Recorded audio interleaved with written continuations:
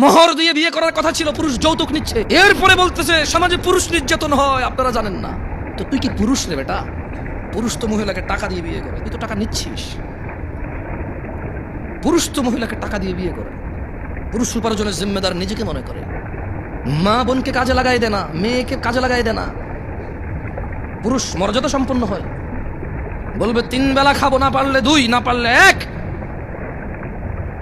কিন্তু জিম্মেদারি উপার্জনের আমার বোনের না, আমার মায়ের না। যদি করে মুসলমান মেয়ে কোনো হারাম কিছু নাই, মহিলা কাজ হতে পারে।